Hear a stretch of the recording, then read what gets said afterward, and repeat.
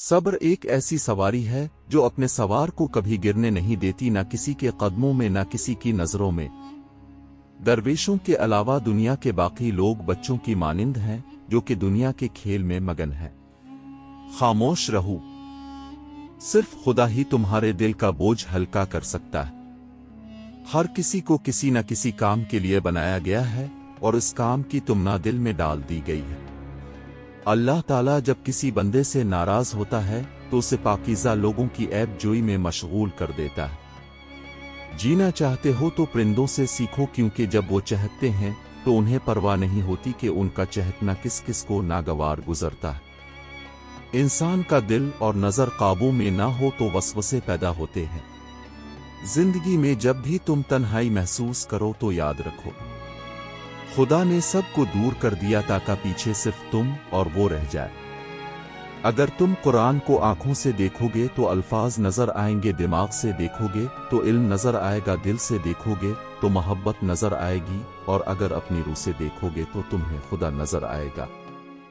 اپنا حق چھوڑنا بھی صدقہ ہے، خالی غصہ ذبح کر دیا کرو، یہ بھی صدقہ ہے۔ جو شخص خوشگوار زندگی بسر کرتا ہے وہ تلخ موت مرتا ہے۔ نیک لوگوں کی صحبت اختیار کرو کہ صحبت میں بڑا اثر ہوتا ہے۔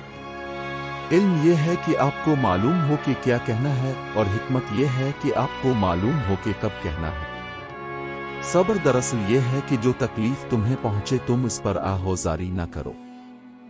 معزز بننا چاہتے ہو تو دوسروں کی عزت کرو، کیونکہ یہ کام معزز بندہ ہی کرتا ہے اور یہی انسانیت کا کمال ہے۔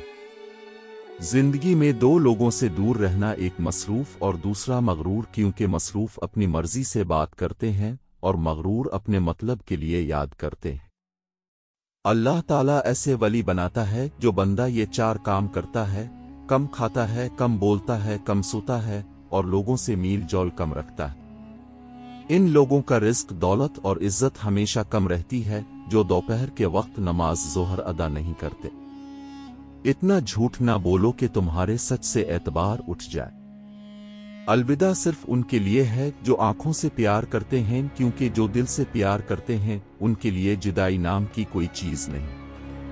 اللہ کو خوش رکھنا ہے تو تین لوگوں کو خوش رکھو: غربا، مساکین کو اور بے سہارا کو۔ بعض تکلیفوں اور پریشانیوں میں انسان کے لیے خیر چھپی ہوتی ہے۔